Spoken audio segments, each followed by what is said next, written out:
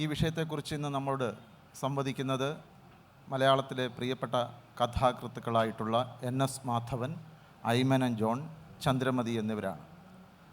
ഇവരുടെ മൂന്നുപേരുടെയും വലിയ ഒരു സവിശേഷത മാതൃഭൂമിയുടെ ഫെസ്റ്റിവലിൽ വളരെ അന്വർത്ഥമാകുന്ന ഒരു സവിശേഷതയാണത്. അത് മാതൃഭൂമിയുടെ വിഷുപ്പതിപ്പിൽ കഥ എഴുതി സമ്മാനം നേടി കഥയിലേക്ക്, മലയാള ചെറുകഥയിൽ തനതായ വ്യക്തിമുദ്ര പതിപ്പിച്ചു എന്നുള്ളതാണ്. 1970 ശിശു എന്ന കഥയ്ക്ക് NS മാധവന്, 72 ക്രിസ്മസ് മരത്തിൻ്റെ വേര് എന്ന കഥയ്ക്ക് ഐമനൻ ജോണിന്, സ്വയം സ്വന്തം എന്ന കഥയ്ക്ക് ചന്ദ്രമതിക്ക് 70കളുടെ കഥാകൃത്തുക്കൾ കൂടിയാണ് ഇവർ. മറ്റൊരു സമാനത ഇവർക്കുള്ളത് എഴുത്തിൽ വലിയ ഇടവേളകൾ ഇവർക്കുണ്ടായി എന്നുള്ളതാണ്. ഒരുപാട് കഥകൾ എഴുതുക എന്നുള്ളതല്ല, എഴുതിയ കഥകൾ ഓരോന്നും വായനക്കാരുടെ മനസ്സിൽ ഇടം പിടിക്കത്തക്ക തരത്തിൽ അവർ ഭാവന ചെയ്തു എന്നുള്ളതാണ്. കഥയിൽ ഒരുപാട് മാറ്റങ്ങൾ വന്നു. അത് ലോകകഥയിൽ, ഇന്ത്യൻ കഥയിൽ, ലോകകഥയോളം വളർന്ന നമ്മുടെ മലയാള കഥയിൽ.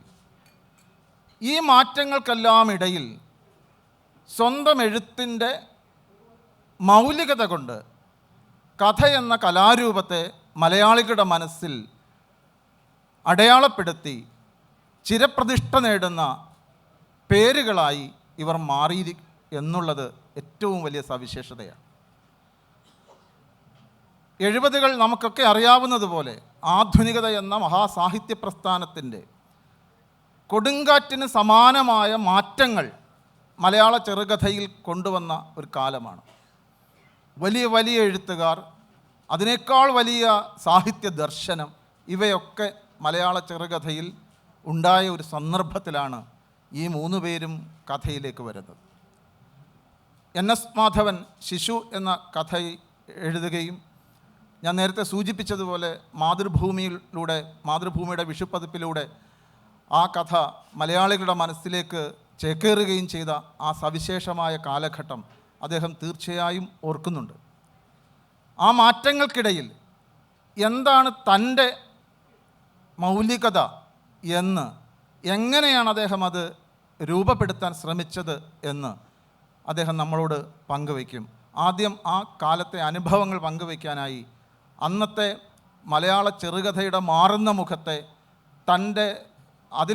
അതിനിടയിൽ തൻ്റെ രചനയുടെ മൗലികതയെ എങ്ങനെയാണ് അദ്ദേഹം അഭിമുഖീകരിച്ചത്, പങ്കുവെച്ചത് എന്ന് അദ്ദേഹം നമ്മളോട് സംസാരിക്കും. ഇത് പ്രധാനപ്പെട്ട വായനാകാലം എന്ന് പറഞ്ഞാൽ 1960കളിൽ മലയാള ചെറുകഥയുടെ വസന്തകാലമായിരുന്നു. മലയാളത്തിലെ ഏറ്റവും പ്രബലമായ സാഹിത്യശാഖ ചെറുകഥയായിരുന്നു.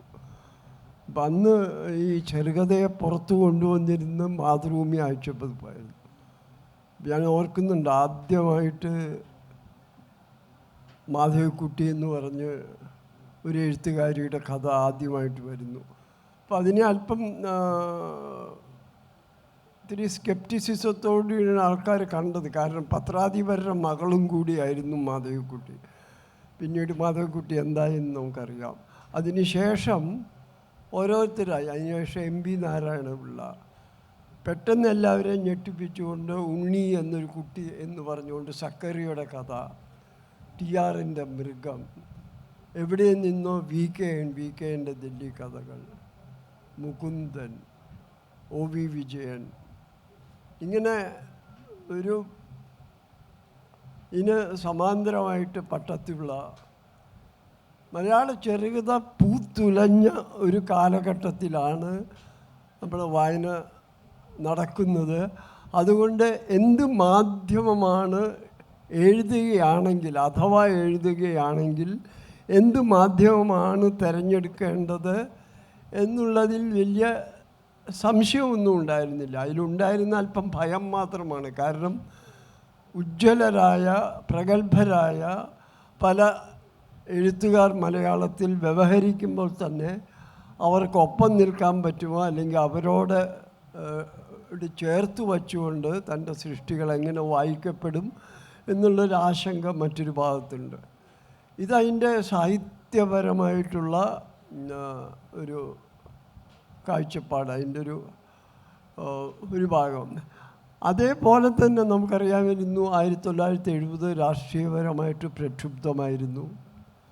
ഒരു വലിയ രാഷ്ട്രം അമേരിക്ക ഒരു ചെറിയ രാഷ്ട്രത്തെ വിയറ്റ്നാം തകർക്കാൻ ശ്രമിക്കുകയും വിയറ്റ്നാമിലെ ധീരജനത അതിനെ ചെറുത്തു നിൽക്കുന്നൊരു ഭാഗത്ത് ലോകത്തിൻ്റെ തന്നെ തത്വശാസ്ത്രത്തെ ഇളക്കി മറിച്ചുകൊണ്ട് കാഫ്ക, കമു, സാത്ര തുടങ്ങിയവർ അസ്തിത്വവാദം കേരളത്തിലെ കോളേജ് ക്യാമ്പസുകളിൽ പടർന്നു പിടിച്ചിരുന്നൊരു കാലം.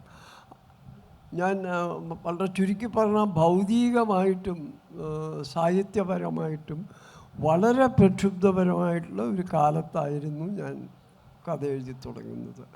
എൻ്റെ ഉത്തമ സുഹൃത്ത് TR, ഇത് മലയാളത്തിൽ വളരെ കുറച്ച് ചെറുകഥ എഴുതി വലിയ പേര് അനശ്വരനായ TR ഞാൻ സുഹൃത്തുക്കളായിരുന്നു. അപ്പോൾ അന്ന് ഞങ്ങളൊരു കാര്യം തീരുമാനിച്ചു, നമ്മൾ എഴുതുകയില്ല, നമ്മൾ കൂക്കു വിളിക്കുകയുള്ളൂ. ആരുടെയും കഥ വരികയാണെങ്കിൽ അത് മോശമാണെന്ന് പറയുകയോ എല്ലാത്തിനോടും കാരണം നമ്മൾ അത്രയധികം വായനയുടെ പാരമ്യം കണ്ടവരാണ് എന്നായിരുന്നു ഞങ്ങളുടെ വിചാരം. അപ്പോൾ അതിനിടെയാണ് TR ഞങ്ങളുടെ ഈ കരാർ ലംഘിച്ചുകൊണ്ട് കഥ എഴുതുകയില്ല എന്ന കരാർ ലംഘിച്ചുകൊണ്ട് TRൻ്റെ മൃഗം എന്നൊരു കഥ മാതൃഭൂമി ആഴ്ചപ്പതിപ്പിൽ പ്രത്യക്ഷപ്പെടുന്നത്. അപ്പോൾ അത്തരമൊരു വഞ്ചന നടന്ന സ്ഥിതിക്ക് എനിക്കും കഥ എഴുതാനുള്ള സ്വാതന്ത്ര്യം ലഭിച്ചു. പിന്നെ മറ്റൊരു കാര്യം മാതൃഭൂമിയുടെ സ്ഥാനമാണ്. ഇംഗ്ലീഷ് സാഹിത്യത്തിൽ നിങ്ങൾക്ക് ഒരു വലിയ എഴുത്തുകാരനാണെങ്കിൽ, ഒരു വലിയ ചെറുകഥാകൃത്താണെങ്കിൽ ന്യൂയോർക്കർ മാസികയിൽ പ്രസിദ്ധീകരിക്കണം എന്നാണ് വെപ്പ്. അപ്പോൾ ഈ ന്യൂയോർക്കർ മാസികയുടെ ശക്തി എന്താണെന്ന് വെച്ചാൽ 1950കളിൽ ബോർഹസ് സ്പാനിഷ് ഭാഷയിൽ എഴുതിയ ഒരു കഥ ന്യൂയോർക്കിൽ പ്രസിദ്ധീകരിച്ചപ്പോഴാണ് ഈ വളരെ വലുതായി കിടക്കുന്ന തെക്കൻ അമേരിക്കൻ സാഹിത്യ ലോകത്തെക്കുറിച്ച് ലോകം അറിയുന്നത്. ആ ഒരു ചെറുകഥയുടെ അനുരണനത്തിലാണ് ഒരുപക്ഷെ മാർക്കസിനും മറ്റും പിന്നീട് വായിക്കപ്പെടുന്നത്. അപ്പോൾ അതുപോലെ തന്നെയായിരുന്നു മലയാളത്തിൽ മാതൃഭൂമിയിൽ പ്രസിദ്ധീകരിക്കുക. അപ്പോൾ മാതൃഭൂമിയിൽ നമ്മൾ നേരിട്ട് കഥ അയച്ചിട്ടുണ്ടെങ്കിൽ വലിയ ഗേറ്റ് കീപ്പിങ്ങും വലിയ കവാടത്തിൽ ദ്വാരപാലകന്മാരെല്ലാം വളരെ ഭീകരന്മാരായിരുന്നു എന്നും, അപ്പോൾ അത് കാരണം കഥ അയച്ചു കൊടുത്തിട്ട് കാര്യമില്ല. അപ്പോഴാണ് ഇത്തരത്തിലുള്ള ഒരു സുവർണാവസരം ലഭിക്കുന്നത് ഈ കോളേജ് വിദ്യാർത്ഥികൾക്കായിട്ടുള്ള സാഹിത്യ മത്സരം.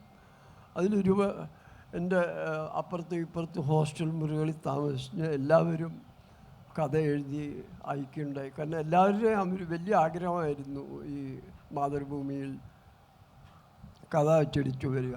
അപ്പോൾ നമ്മളും രഹസ്യമായിട്ടൊരു കഥ അയച്ചു. തീർച്ചയായും അതിന് 1ാം സമ്മാനം ലഭിക്കുകയും ചെയ്തു. അപ്പോൾ ഈ സന്തോഷ് കുമാർ സൂചിപ്പിച്ച പോലെ തന്നെ വളരെ പ്രക്ഷുബ്ധമായിട്ടുള്ള വളരെ ലൈവ്ലിയുമായിട്ടുള്ള ഒരു കാലഘട്ടത്തിൻ്റെ സൃഷ്ടിയാണ്, അല്ലെങ്കിൽ ആ കാലഘട്ടത്തിനെ അനുസ്മരിപ്പിക്കുന്ന ഒരു സൃഷ്ടിയാണ് അന്നത്തെ കഥകളെല്ലാം. അപ്പോൾ അതിൽ നിങ്ങൾ ചികഞ്ഞു നോക്കുകയാണെങ്കിൽ അത്യന്താധുനിക വാദം എന്നുള്ളൊരു കാര്യം അന്നത്തെ കാലത്ത് വളരെയധികം മുന്നിട്ട് നിന്നിരുന്നു. അതിൽ ആദ്യത്തെ സംഭവം ഇതായിരുന്നു, അവഗണിക്കുക എന്നുള്ളതായിരുന്നു. നിരൂപകനെ അവഗണിക്കുക, വായനക്കാരനെ അവഗണിക്കുക, രചനയുടെ സമ്പൂർണ്ണ ആധിപത്യമായിരുന്നു. ഞാനൊക്കെ അന്ന് മഹാരാഷ്ട്രയിലാണ് പഠിച്ചത്. ഞങ്ങളുടെ ഏറ്റവും വലിയ തമാശ ഒരു വിവരമില്ലാത്ത സാഹിത്യ നിരൂപകന് എം കൃഷ്ണൻ നായർ എന്ന് വിളിക്കുക എന്നായിരുന്നു. അത്രയധികം നിരൂപകനെയും വായനക്കാരനെയും അവഗണിച്ചുകൊണ്ട് സ്വന്തം രചനയിൽ മുങ്ങി കമ്മ്യൂണിക്കേഷന് പ്രാധാന്യം നൽകാത്ത ഒരു കാലമായിരുന്നു ഈ അത്യന്താധുനികത. അന്നൊക്കെ എഴുതിയ പല കഥകളും എല്ലാ പ്രഗത്ഭരായ കഥാകൃത്തുക്കളും MT വരെ, ഈവൻ തകഴി വരെ അത്യന്താധുനികയുടെ കുതിച്ചുകയറ്റത്തിൽ അതിനെക്കുറിച്ച് ആ രീതിയിൽ ആ ശൈലിയിൽ കഥ എഴുതിയിട്ടുണ്ട്. പക്ഷേ അതിൻ്റെ ആ ഒരു തത്വശാസ്ത്രം ഒന്നൊരു നിരാശമായിരുന്നു. ഈ ലോകത്തിൽ നടക്കുന്ന വലിയ അനീതി, വിയറ്റ്നാം യുദ്ധം തുടങ്ങിയ, അതുപോലെ തന്നെ അമേരിക്കയിൽ നടന്നിരുന്ന കറുത്ത വർഗ്ഗക്കാരുടെ സ്വാതന്ത്ര്യ സമരം, ഇതിനോടെല്ലാമുള്ള ഈ അനീതികൾക്കുള്ള പ്രതിഷേധം, ഇതെല്ലാം ഒരുപക്ഷെ അന്നത്തെ എഴുത്തുകാരൻ എഴുത്തിലൂടെ തീർത്തത് ഈ അത്യന്താധുനിക സൃഷ്ടികളോടാണ്. ഇതാണ് എനിക്ക് ആ കാലഘട്ടത്തെക്കുറിച്ചുള്ള ഓർമ്മകൾ. ഇതിന് സമാനമായി ശ്രീ അയ്മനം ജോണിനും ആ കാലത്തെക്കുറിച്ച് ഓർക്കുവാനുണ്ട്. തീർച്ചയായും ഞാൻ നേരത്തെ സൂചിപ്പിച്ചതുപോലെ ക്രിസ്മസ് മരത്തിൻ്റെ വേര് മലയാള ചെറുകഥ ഒരുപാട് മാറ്റങ്ങൾക്ക് വിധേയമായിട്ട് നിൽക്കുമ്പോഴും നാം ഇപ്പോഴും അയ്മനം ജോൺ എന്ന പേര് കേൾക്കുമ്പോൾ പെട്ടെന്ന് ഓർമ്മ വരുന്ന പേര്, കഥയുടെ പേര് ക്രിസ്മസ് മരത്തിൻ്റെ വേരെന്നുള്ളതാണ്. തൻ്റെ 18-ാമത്തെ വയസ്സിൽ ആണ്, കോളേജ് വിദ്യാർത്ഥിയായിരിക്കുന്ന സമയത്ത് അദ്ദേഹം എഴുതിയ ആ കഥ ഇത്രയധികം മാറ്റങ്ങൾക്ക് കഥ വിധേയമായിട്ടും നമ്മുടെ ഓർമ്മയിൽ നിൽക്കുന്നത് എന്തുകൊണ്ടായിരിക്കും? ആ കഥയുടെ അക്കാലത്തെ അയ്മനം ജോണ് നമ്മളോടൊപ്പം പങ്കുവയ്ക്കും. നമസ്കാരം. ആധുനികതയെപ്പറ്റി എനിക്ക് പറയാനുള്ളത്, മലയാള കഥയിലെ ഭാഷാവിന്യാസത്തെ സമൂലം പരിവർത്തനപ്പെടുത്തിയ ഒരു കാലഘട്ടമായിട്ടാണ് ആധുനികത ഇന്ന് ഓർക്കുമ്പോൾ എനിക്ക് എടുത്തു പറയാനുള്ള ഒരു സവിശേഷത. ഭാഷാവിന്യാസം, കഥയിലെ ഭാഷാവിന്യാസത്തിൻ്റെ പ്രാധാന്യം, അത് വ്യക്തമായ തിരിച്ചറിവോടുകൂടി കൈകാര്യം ചെയ്ത ഒരു സംഘം എഴുത്തുകാർ ആധുനികതയുടെ കാലത്ത് മലയാളത്തിലേക്ക് കടന്നു വരികയുണ്ടായി. അപ്പം അതിനു മുമ്പ് നമുക്ക് മലയാള സാഹിത്യത്തിൽ, ഒരുപക്ഷെ കഥാസാഹിത്യത്തിൽ ഒരു പൊതുഭാഷ പോലെ അനുഭവപ്പെട്ടിരുന്നുവെങ്കിൽ, ഒരു പൊതു സാഹിത്യ ഭാഷയാണ് നമ്മുടെ കഥാചരിത്രത്തെ നയിച്ചുകൊണ്ട് പോയിരുന്നതെങ്കിൽ, ആധുനികതയുടെ കാലത്ത് കടന്നു വന്ന ഏതാനും എഴുത്തുകാർ ഭാഷയിൽ പുതുതായ പരീക്ഷണങ്ങൾ നടത്തി വളരെ പ്രകടമായ ഡിസ്റ്റിങ്ക്റ്റായിട്ടുള്ള ഭാഷാ വിന്യാസം കഥയിലേക്ക് കൊണ്ടുവരികയാണ് ചെയ്തത്. ഇപ്പോൾ VK-നെ പോലെ ഒരു എഴുത്തുകാരൻ, അല്ലെങ്കിൽ M. സുകുമാരനെ പോലെ ഒരു എഴുത്തുകാരൻ, TR, അങ്ങനെ നമ്മൾ ആരെ എടുത്ത് നോക്കിക്കഴിഞ്ഞാലും അവരെല്ലാം കഥാലോകത്തിലേക്ക് കടന്നു വന്നത് സ്വന്തമായ ഒരു ഭാഷ സൃഷ്ടിച്ചുകൊണ്ടാണ്. അപ്പോൾ ഈ ഭാഷയുടെ പ്രാധാന്യവും ഭാഷയുടെ കഥയിൽ ഭാഷയ്ക്കുള്ള പ്രസക്തിയും തിരിച്ചറിയാൻ വ്യക്തിപരമായി എന്നെ സഹായിച്ചത് ഒരുപക്ഷെ ഖസാക്കിൻ്റെ ഇതിഹാസം എന്ന കൃതി ആയിരുന്നു എന്നാണ് എൻ്റെ വിശ്വാസം. എൻ്റെ വ്യക്തമായ ധാരണ അതായതുകൊണ്ട് ഞാനത് എടുത്തു പറയുകയാണ്. അതുവരെയുള്ള എൻ്റെ കഥാ നോവൽ വായനകളിൽ നിന്ന് എല്ലാം വ്യത്യസ്തമായിട്ട് ഖസാക്കിൻ്റെ ഇതിഹാസം വായിച്ച കാലത്താണ് ഭാഷയിൽ അട്ടിമറി സൃഷ്ടിച്ചുകൊണ്ട് മാത്രമേ നമുക്ക് മൗലികത കൈവരിക്കാൻ കഴിയൂ. ഏത് മാധ്യമത്തിലായാലും കഥയിലായാലും നോവലിലായാലും ഭാഷയെ അട്ടിമറിച്ചിട്ട് നമ്മുടേതായിട്ടുള്ളൊരു ഭാഷ കണ്ടെത്തി എഴുതുകയാണ് ഏത് മാധ്യമത്തിലേക്ക് നമ്മൾ കടന്നു വരുമ്പോൾ നമുക്ക് ആദ്യമായിട്ടുള്ള വെല്ലുവിളി എന്നുള്ളൊരു വിശ്വാസം എൻ്റെ മനസ്സിലേക്ക് കടന്നു വന്ന ആ ഒരു കാലഘട്ടത്തിലാണ്. ഒരുപക്ഷെ ക്രിസ്മസ് മരത്തിൻ്റെ പേര് ഞാൻ എഴുതുന്നത് ആ ഒരു നോവലിനാൽ പ്രചോദിതമായ ഒരു മനസ്സോടുകൂടിയാണ്. അപ്പോൾ എൻ്റേതായ ഒരു കഥാഭാഷ സൃഷ്ടിക്കാനുള്ള ഒരു തീവ്ര ശ്രമം ആ കഥയുടെ സൃഷ്ടിക്ക് പിന്നിൽ ഉണ്ടായിരുന്നു എന്നുള്ളതാണ് സത്യം. അങ്ങനെ ക്രിസ്മസ് മരത്തിൻ്റെ കാര്യം ഞാൻ എഴുതുകയും അതിൻ്റെ മാതൃഭൂമി വിശ്വപ്രതിഭയിൽ അംഗീകാരം കിട്ടുകയും ചെയ്തു. അതിനുശേഷം ഒരു യുദ്ധം ജയിച്ചതുകൊണ്ട് നമുക്ക് എല്ലാ യുദ്ധവും ജയിക്കാൻ കഴിയണമെന്നില്ലല്ലോ എന്ന് പറഞ്ഞ പോലെ തന്നെ ആ ഒരു കഥ എനിക്ക് എഴുതാൻ കഴിഞ്ഞെങ്കിലും മറ്റൊരു കഥ എന്ന് പറയുന്നത് അതിൽ നിന്നും വളരെ വ്യത്യസ്തമായൊരു ടെറിട്ടറിയാണ് അവിടെ കീഴടക്കേണ്ടതുള്ളത്. പ്രമേയപരമായിട്ടും ഭാഷാപരമായിട്ടും എങ്ങനെ നോക്കിയാലും ഓരോ കഥയും ഓരോ യുദ്ധങ്ങളായിട്ടാണ് എനിക്ക് അനുഭവപ്പെട്ടുള്ളത്. അതെല്ലാം വ്യത്യസ്തമായ ടെറിട്ടറികളിൽ നമ്മൾ കടന്നു ചെന്നാൽ മാത്രമേ അവിടെ എന്തെല്ലാം ആണ് നമ്മൾ അഭിമുഖീകരിക്കാൻ പോകുന്നു എന്നുള്ളത് ഈ മുന്നണി കടന്നു ചെന്നാലേ, അതിർത്തി കടന്നു ചെന്നാലേ നമുക്ക് അനുഭവവേദ്യമാകുകയുള്ളൂ. അതുകൊണ്ട് ഒരു കഥ എഴുതിയത് കൊണ്ട് നമുക്ക് അടുത്ത കഥ എഴുതുക എന്നുള്ളത് എളുപ്പമാകുകയില്ല. എന്നല്ല, ഒരു 100 കഥ എഴുതിയാലും 101ാമത്തെ കഥ ഒരു വെല്ലുവിളി തന്നെയായിരിക്കും. അതാണ് എഴുത്തിൽ ഒരു തുടർച്ച പാലിക്കാൻ കഴിയാതെ പോയതെന്നാണ് എൻ്റെ വിശ്വാസം. ഒരുപക്ഷെ ഈ 70 വയസ്സ് പ്രായത്തിനിടയ്ക്ക് എനിക്ക് 100-ൽ താഴെ കഥകൾ മാത്രമേ എഴുതാൻ സാധിച്ചിട്ടുള്ളൂ. അതിൽ ഓരോ കഥയും ഈ പറഞ്ഞ പോലെ ഓരോ പുതിയ കഥയായിട്ട് മാത്രമാണ് ഇന്നെനിക്ക് ഓർക്കുമ്പോൾ അനുഭവപ്പെടുന്നത്. അതുപോലെ തന്നെ ആ ഒരു കാലത്തെപ്പറ്റി ഒരു പുനർവിചിന്തനം നടത്തുമ്പോൾ ഈ വിഷുപ്പതിപ്പിൽ കൂടി തന്നെ, മാതൃഭൂമി വിഷുപ്പതിപ്പ് മത്സരത്തിൽ കൂടി തന്നെ കടന്നു വന്നിട്ടുള്ള പല എഴുത്തുകാരും, ആരംഭത്തിൽ വളരെ വലിയ പ്രത്യാശയും പ്രതീക്ഷയും നൽകിയ എഴുത്തുകാർ പിന്നീട് നിശബ്ദരായി പോയ അനുഭവങ്ങൾ പലതുണ്ട്. ആ കാലത്ത് തന്നെ 1969-ലാണെന്നാണ് എൻ്റെ 69-70 കെ എ മോഹൻദാസ് ആർദ്ര എന്നൊരു കഥയിലൂടെ വിഷുപ്പതിപ്പ് കഥാമത്സരത്തിൽ 1ാം സമ്മാനം അർഹനായിട്ട് വരികയുണ്ടായി. പക്ഷേ മോഹൻദാസ് തുടർന്ന് അധികം കഥകൾ എഴുതിയിട്ടുള്ളതായിട്ട് എനിക്കറിവില്ല. അതുപോലെ തന്നെ സുമിത്ര വർമ്മ, പിന്നെ കെ യു ജോണി എന്നൊരു കഥാകൃത്തുണ്ടായിരുന്നു. ജെറുസലേമിൻ്റെ കവാടങ്ങൾ അകലെയാണെന്നുള്ളൊരു കഥയിലൂടെ വലിയ പ്രതീക്ഷ തന്നൊരു കഥാകാരനാണ് അദ്ദേഹം ഉണ്ടായിരുന്നത്. അത് കഥയിൽ അങ്ങനെയാണെങ്കിൽ കവിതയിലും അതുപോലുള്ള പേരുകൾ പലതും പറയാറുണ്ട്. CP വത്സൻ.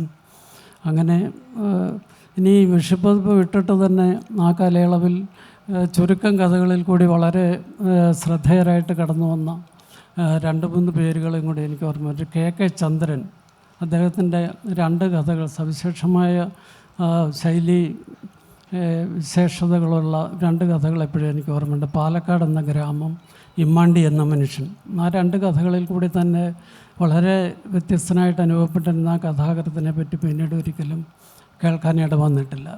അപ്പോൾ എല്ലാ ജീവിതങ്ങളിലും അതൊരു മാറ്റത്തിൻ്റെ കാലയളവാണ്. അതായത് നമ്മുടെ കൗമാരം കടന്ന് യൗവനത്തിലേക്ക് കടക്കുന്ന ഒരു കാലഘട്ടമാണ്. എൻ്റെ അനുഭവത്തിൽ 18-ാം വയസ്സിൽ ഞാൻ ക്രിസ്മസ് മരത്തിൻ്റെ പേരെഴുതുന്നു. അത് കഴിഞ്ഞ് വിദ്യാർത്ഥി ജീവിതത്തിൻ്റെ പച്ചപ്പ് വിട്ടിട്ട് ഒരു ഉദ്യോഗസ്ഥനായി മാറി തിരുവനന്തപുരത്ത് വരികയും അവിടുത്തെ ആ ഒരു സർക്കാർ ഉദ്യോഗസ്ഥൻ്റെ ഒരു വരണ്ട ജീവിതത്തിലേക്ക് കടന്നതോടുകൂടിയാണ് ഈ കഥയിൽ കുറേ കാലത്തെ നിശബ്ദത പാലിക്കേണ്ടി വന്നത്. കാരണം ആ ഒരു ചേഞ്ച് ഓവർ എന്ന് പറയുന്നത് മാനസികമായിട്ട് വലിയ വെല്ലുവിളി നേരിട്ട ഒരു കാലഘട്ടമാണ്.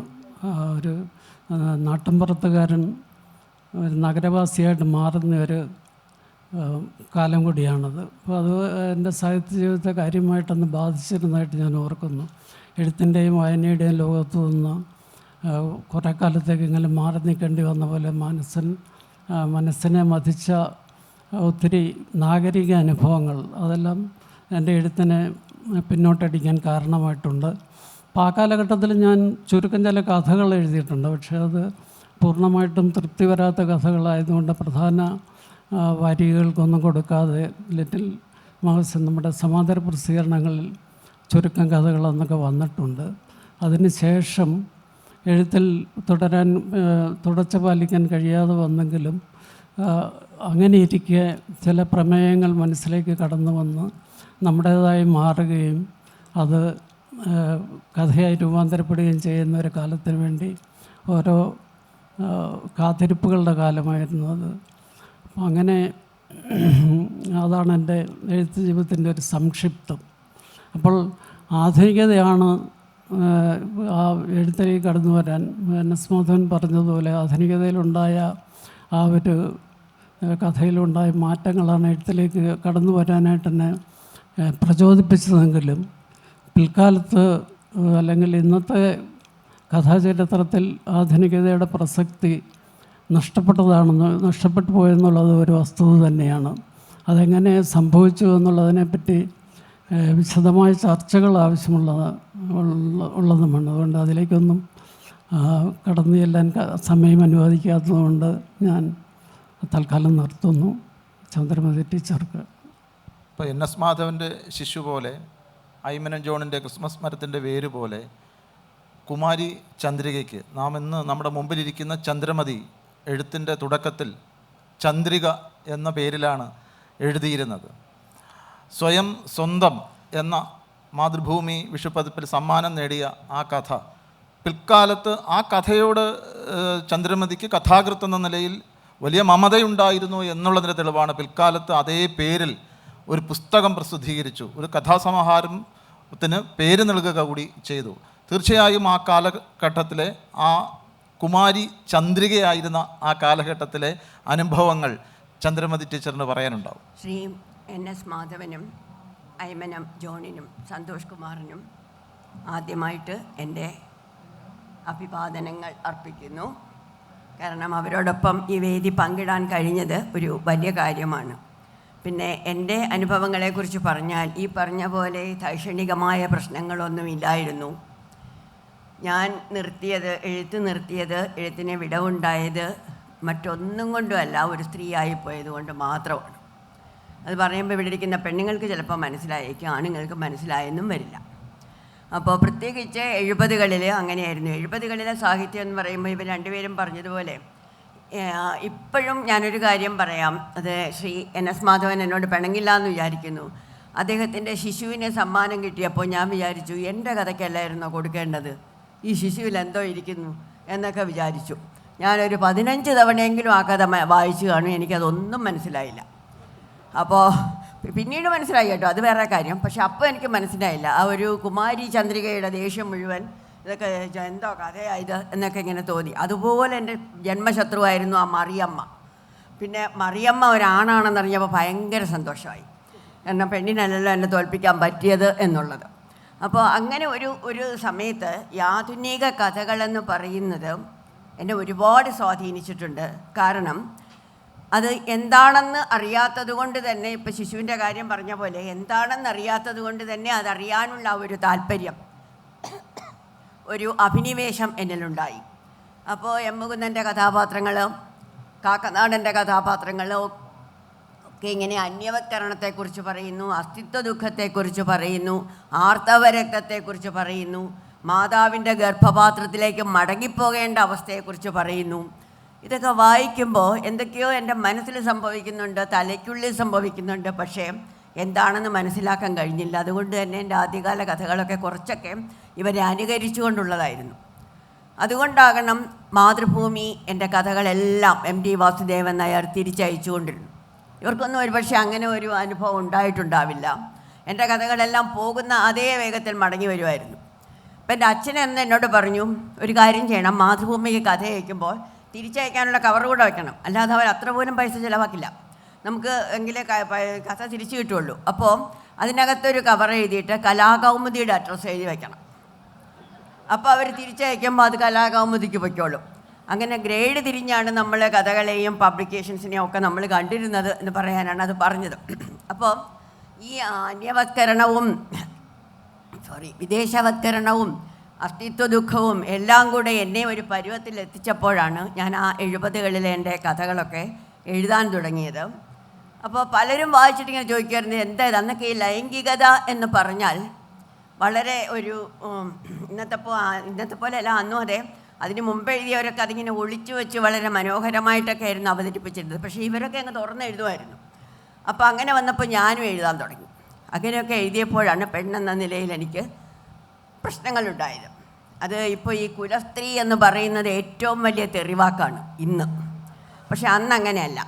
അതുകൊണ്ട് തന്നെ കുലസ്ത്രീയായ ഒരു പെണ്ണ്, ഒരു നല്ല കുടുംബത്തിൽ ജനിച്ച പെണ്ണ് ഇങ്ങനെയൊന്നും എഴുതിക്കൂടാ എന്നൊരു പ്രശ്നം വരികയും M. കൃഷ്ണൻ നായരെ പോലെയുള്ളവർ ശരങ്ങളെയ്ത് നിശബ്ദയാക്കാൻ ശ്രമിക്കുകയും കുടുംബത്തിലുള്ളവർ ഭീഷണി മുഴക്കുകയും അധ്യാപകർ പരസ്യമായിട്ട് അപമാനിക്കുകയും ചെയ്തപ്പോൾ ഞാൻ വിചാരിച്ചു നിർത്താം.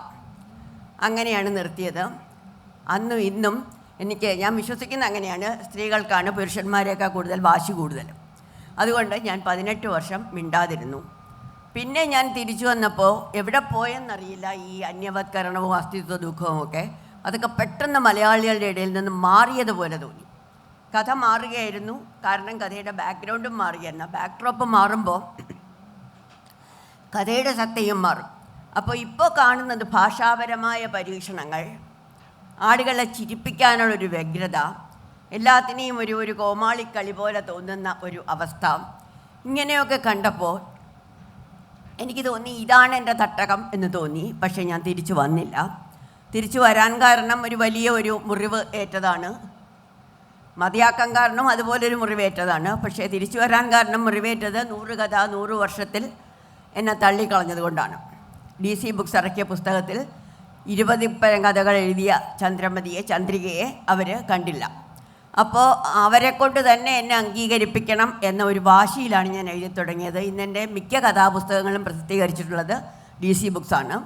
പിന്നെ അതുപോലെ ഈ 100 കഥ 100 വർഷത്തിൻ്റെ തുടർച്ചയായിട്ട് അവർ കഥാനവകം എന്നൊരു പുസ്തകം ഇറക്കിയപ്പോൾ എൻ്റെ കഥ ചോദിച്ചു വാങ്ങിച്ച് അതിൽ പ്രസിദ്ധീകരിക്കുകയും ചെയ്തു. ഇങ്ങനെ എൻ്റെ ജീവിതത്തിൽ ഒരുപാട് മധുര പ്രതികാരങ്ങൾ ഉണ്ടായിട്ടുണ്ട്. അത് കഥ കാരണമാണ്. അപ്പോൾ ഇങ്ങനെ ഈ ഉത്തരാധുനിക കാലഘട്ടത്തിലേക്ക് വന്നപ്പോൾ എനിക്ക് മനസ്സിലായ ഒരു കാര്യം, ജീവിതത്തിൻ്റെ വീക്ഷണങ്ങൾ കഥാകാരന്മാർക്ക് മാറിക്കൊണ്ടിരിക്കും. അപ്പോൾ അതനുസരിച്ച് കഥയുടെ ഘടന മാറും, കഥയുടെ ഭാഷ മാറും, കഥയിലെ എന്താ പറയുക, ഈ കഥാപാത്രങ്ങൾ മാറും, എല്ലാം മാറും, ഒപ്പം കഥാകൃത്തും മാറും. അന്നത്തെ കുമാരിചന്ദ്രിക, എൻ്റെ പേര് മാറ്റം തന്നെ എൻ്റെ ഓരോ ഘട്ടങ്ങളെ സൂചിപ്പിക്കുന്നതാണ്. കുമാരിചന്ദ്രികയിൽ നിന്ന് ചന്ദ്രികയിൽ നിന്ന് ചന്ദ്രമതിയിലേക്ക് വന്നത്.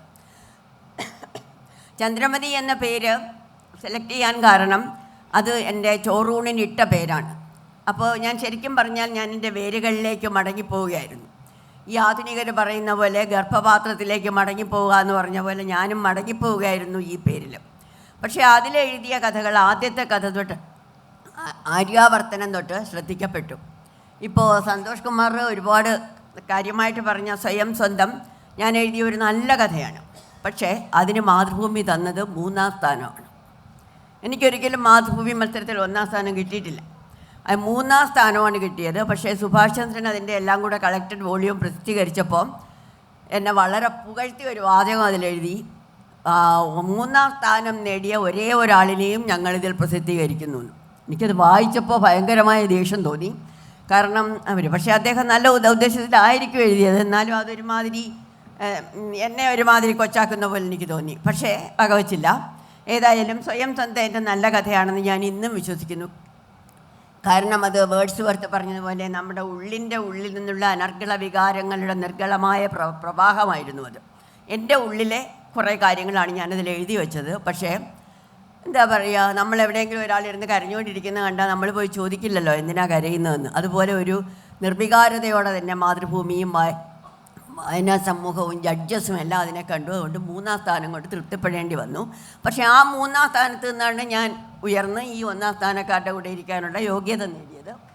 അത് ഒരുപക്ഷെ അവർക്കൊരു കുറച്ചിലായിട്ട് തോന്നുമെങ്കിലും എനിക്കതൊരു വലിയ അഭിമാനമായിട്ടാണ് തോന്നുന്നത്. അപ്പോൾ ഈ 70കളിലെ അറ്റ്മോസ്ഫിയർ മാറി ഉത്തരാധുനികത വന്നപ്പോൾ എന്നെ വളരെ അതിശയിപ്പിച്ച ഒരു മനുഷ്യനുണ്ട്. അത് M. മുകുന്ദനാണ്. M. മുകുന്ദൻ ആധുനികതയുടെ ഒരു വലിയ വക്താവായിരുന്നു. പക്ഷേ ഉത്തരാധുനികത വന്നപ്പോൾ അദ്ദേഹം ഉത്തരാധുനികതയുടെയും വക്താവായിട്ട് മാറി. അതിന് ഒരുപാട് പേര് പരിഹസിക്കുകയും ഒക്കെ ചെയ്തു. പക്ഷേ M. മുകുന്ദനിൽ നിന്ന് ഞാൻ ഉൾക്കൊണ്ട ഒരു പാഠമുണ്ട്. അതായത് മാറ്റം വളർച്ചയുടെ ലക്ഷണമാണ്. നമ്മൾ മാറ്റമില്ലാതെ നിൽക്കുന്നിടത്ത് തന്നെ നിന്നാൽ, ഞാനിപ്പോഴും എൻ്റെ അസ്തിത്വവാദത്തെയും കെട്ടിപ്പിടിച്ചുകൊണ്ട് നിന്നാൽ അവിടെ നിൽക്കുകയേ ഉള്ളൂ. കഥ എന്നെ കടന്നു പോകും, വായനക്കാരെന്നെ കടന്നു പോകും. അപ്പോൾ അതിന് പകരം നമ്മൾ കാലത്തിനൊപ്പം മാറണം. അദ്ദേഹം ഓട്ടോറിക്ഷക്കാരൻ്റെ ഭാര്യ എന്ന കഥ എഴുതിയപ്പോൾ അതിലൂടെ സ്ത്രീകളുടെ പ്രശ്നങ്ങളെ പൊക്കിക്കൊണ്ടുവരികയായിരുന്നു, ഉയർത്തി കാണിക്കുകയായിരുന്നു. അതേസമയം മുകുന്ദൻ്റെ ആദ്യകാല കഥകൾ നോക്കിയാൽ സ്ത്രീ വെറുമൊരു ഭോഗവസ്തുവാണ്. അതിനപ്പുറം അതിലെ പുരുഷന്മാർ അവളെ കണ്ടിട്ടില്ല, സ്ത്രീയെ കണ്ടിട്ടില്ല. പക്ഷേ ഇവിടെ സ്ത്രീ വളർന്ന് പുരുഷനെ അവൻ്റെ ഭാഗധേയം നിശ്ചയിക്കാൻ വഴി കാണിച്ചു കൊടുക്കുന്നിടത്തോളം പ്രാപ്തയാക്കുന്നു. അപ്പോൾ ആ ഒരു മാറ്റം, അതാണ് ഞാൻ ആഗ്രഹിക്കുന്നത്, അതാണ് ഞാൻ എന്നിൽ കൂടി കൊണ്ടുവരാൻ ആഗ്രഹിക്കുന്നത്. പക്ഷെ എനിക്ക് കഴിയുന്നില്ല പലപ്പോഴും. കാരണം മാറിക്കൊണ്ടിരിക്കുക, മാറുന്ന കഥയ്ക്കൊപ്പം, മാറുന്ന സമയത്തിനൊപ്പം, മാറുന്ന കാലത്തിനൊപ്പം നമ്മളും മാറിക്കൊണ്ടിരിക്കുക. എങ്കിൽ മാത്രമേ എന്തെങ്കിലും പുതിയതായിട്ട് നമുക്ക് പുതിയ ആൾക്കാരോട് പറയാനൊക്കുകയുള്ളൂ. അതുപോലെ തന്നെ ഞാൻ ജോലി ഒരു കോളേജ് അധ്യാപികയുടേതായിരുന്നു. 30 വർഷത്തോളം കോളേജിൽ പഠിപ്പിച്ചു. ബിരുദാനന്തര ബിരുദം, പിന്നെ PhD, ഇതിലൊക്കെ അതിൻ്റെ ഗൈഡൻസ് എല്ലാം ഉണ്ടായിരുന്നു. അപ്പോൾ അതുകൊണ്ട് തന്നെ എനിക്ക് ഒരുപാട് സിദ്ധാന്തങ്ങളൊക്കെ മെരുക്കിയെടുത്ത് കുട്ടികളുടെ മുമ്പിൽ വിളമ്പേണ്ടി വന്നു. കാരണം സിദ്ധാന്തങ്ങളെന്ന് പറഞ്ഞാൽ വലിയ പ്രയാസമാണ് കേട്ടോ, അത് പഠിപ്പിക്കാൻ വലിയ പാടാണ്. പലപ്പോഴും ഞാനിങ്ങനെ വളരെ പ്രയാസപ്പെട്ട് പണിക്കർ സാറിനോട് പറഞ്ഞു, എനിക്ക് ഈ ദരിദ്ര മനസ്സിലാവുന്നില്ല. അപ്പോൾ സാറ് പറയുന്നത്, ദരിദ്രയുടെ ആ ഒരു പാരഗ്രാഫ് നീ മലയാളത്തിൽ ട്രാൻസ്ലേറ്റ് ചെയ്യാം, അപ്പോൾ നിനക്ക് മനസ്സിലാകും. അതൊരു നല്ല ഉപദേശമായിരുന്നു. പിന്നെ എനിക്ക് മനസ്സിലാകാത്തതൊക്കെ ഞാൻ മലയാളത്തിലേക്ക് ട്രാൻസ്ലേറ്റ് ചെയ്യുമ്പോൾ അതെനിക്ക് സ്വായത്തമാകുമായിരുന്നു. അങ്ങനെയൊക്കെയാണ് പഠിപ്പിച്ചത്. ഈ സിദ്ധാന്തങ്ങളും എന്നെ കഥയെഴുത്തിൽ ഒരുപാട് സ്വാധീനിച്ചിട്ടുണ്ട്. അതുപോലെ തന്നെ ആ കാലഘട്ടത്തിൽ, ഈ 70കൾ കഴിഞ്ഞ് വന്ന ആ കാലഘട്ടത്തിലുള്ളവരെയും സ്വാധീനിച്ചിട്ടുണ്ട്. ഇപ്പോൾ ഒരു പോസ്റ്റ് മോഡേൺ കഥ, ജ്യോതി വിശ്വനാഥിൻ്റെ പോസ്റ്റ് മോഡേൺ കഥ എഴുതിയത്, ആ പോസ്റ്റ് മോഡേൺ സിദ്ധാന്തങ്ങൾ ഉപയോഗിച്ചത് എഴുതാൻ പറ്റിയത് കോളേജ് അധ്യാപിക ആയതുകൊണ്ടാണ്, ഇംഗ്ലീഷ് സാഹിത്യം പഠിപ്പിച്ചത് കൊണ്ടാണ്. അതുപോലെ തന്നെ ഈ കഥയിലെ ശില്പപരമായ പരീക്ഷണങ്ങൾ ഞാൻ പറഞ്ഞല്ലോ, അത് പിന്നീടുള്ള തലമുറയിൽ വന്നതാണ്. ചിലപ്പോൾ ഞാൻ അങ്ങനെയാണ് ചെയ്യുന്നത്. ഒരു കഥ എഴുതി കഴിഞ്ഞ് ചിലപ്പോൾ അവസാനത്തെ പാരഗ്രാഫ് എടുത്ത് ആദ്യം ഇടും. അപ്പോൾ കഥയുടെ രൂപമാകെ മാറും. അപ്പോൾ ആ രീതിയിലൊക്കെയുള്ള പരീക്ഷണങ്ങൾ ചെയ്യാനും എന്നെ പ്രാപ്തയാക്കിയത് ഈ കഥയിൽ വന്ന മാറ്റങ്ങളാണ്. ഉത്തരാധുനികത എന്ന് പറയുന്ന ആ വലിയ കാലഘട്ടത്തിൽ വന്ന മാറ്റങ്ങളാണ്. പിന്നെ എന്താ പറയുക, ചെറുകഥയിലും ഇപ്പോൾ വന്ന ഏറ്റവും വലിയ മാറ്റം എന്ന് പറയുന്നത് ഫ്രാഗ്മെൻറ്റേഷനാണ്. ഒരുപാട് വിഭാഗങ്ങളുണ്ടായി. ദളിത് വിഭാഗം, പെണ്ണെഴുത്തിനെയൊക്കെ ഞാൻ ശക്തമായിട്ട് എതിർത്തിട്ടുണ്ട്. അപ്പോൾ അങ്ങനെയൊക്കെ ഒരുപാട് വിഭാഗങ്ങൾ വന്നതുകൊണ്ട് തന്നെ ഓരോ വിഭാഗവും തങ്ങളുടെ താത്വിക ലോകത്തിലേക്ക് ശ്രദ്ധ കേന്ദ്രീകരിക്കുന്നത് കൊണ്ട് തന്നെ അവർ കഥയുടെ വിശാലമായ ലോകത്തിലേക്ക് പലപ്പോഴും നോക്കാതെ പോകുന്നു എന്നെനിക്ക് തോന്നിയിട്ടുണ്ട്. കാരണം തങ്ങളുടെ സങ്കുചിതമായ ഇടങ്ങളിലേക്ക് ഒതുങ്ങുന്നു. ആ പാർശ്വവൽക്കരണത്തിൽ നിന്ന് രക്ഷ നേടാനും മുഖ്യധാരയിലേക്ക് വരാനുമുള്ള ശ്രമങ്ങളാണെങ്കിലും പലപ്പോഴും അവർ സ്വയം പാർശ്വവത്കൃതരാകുകയാണ് എന്നെനിക്ക് തോന്നാറുണ്ട്. കൂടുതലൊന്നും ഞാനതിൽ പറയുന്നില്ല. ഇത്രയും മതിയെന്ന് തോന്നുന്നു. ഇനി അടുത്തെന്തെങ്കിലും വരികയാണെങ്കിൽ അപ്പോൾ പറയാം. ഞാൻ തീർച്ചയായിട്ടും ഒരു വട്ടം കൂടി വരാം. NS മാധവനെ സംബന്ധിച്ചിടത്തോളം ചെറുകഥയിൽ ഒരു 10 വർഷം അദ്ദേഹം നിശബ്ദനായിരിക്കുകയായിരുന്നു. ആ കാലഘട്ടത്തെക്കുറിച്ച് നമുക്കറിയാം. 90-ൽ അദ്ദേഹം ഹിഗ്ഗിറ്റ എന്ന് പറയുന്ന കഥയുമായിട്ടാണ് വീണ്ടും നമ്മുടെ മുന്നിലേക്ക് വരുന്നത്. പിന്നീട് തിരുത്ത്, 4-ാം ലോകം, വൻമരങ്ങൾ വീഴുമ്പോൾ, കാർമൻ തുടങ്ങിയ ഒട്ടേറെ കഥകൾ അദ്ദേഹം എഴുതുകയുണ്ടായി. അപ്പോൾ ആ ഒരു കാലഘട്ടത്തെ മുൻനിർത്തി മലയാള കഥയിൽ വലിയൊരു ഭാവപരമായ രൂപപരമായ വിച്ഛേദം അല്ലെങ്കിൽ ഒരു ഷിഫ്റ്റ് NS മാധവൻ സൃഷ്ടിച്ചു എന്ന് നിരൂപകർ പറഞ്ഞിട്ടുമുണ്ട്. ഇദ്ദേഹത്തിൻ്റെ ഈ രണ്ടാം വരവിൻ്റെ ഏറ്റവും പ്രധാനപ്പെട്ട പ്രമേയമായി ചരിത്രത്തെ അദ്ദേഹം കൂട്ടുപിടിച്ചു. പ്രത്യേകിച്ച് പ്രത്യക്ഷ രാഷ്ട്രീയത്തെ അദ്ദേഹം കൂട്ടുപിടിച്ചു. ആ രാഷ്ട്രീയം, പ്രത്യേകിച്ച് തിരുത്തെന്ന് പറയുന്ന കഥ എഴുതുന്നു.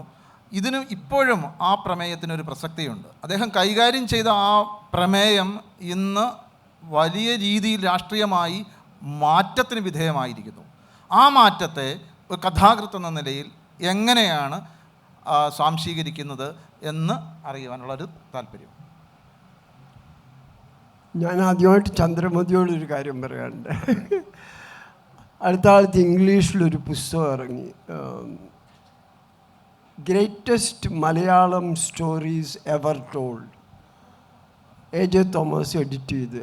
ഇന്നലെ അതിനെക്കുറിച്ച് ചർച്ചയുണ്ടായിരുന്നു. അപ്പോൾ greatest Malayalam stories ever told അവസാനിക്കുന്നത് ചന്ദ്രമതിയിലാണ്.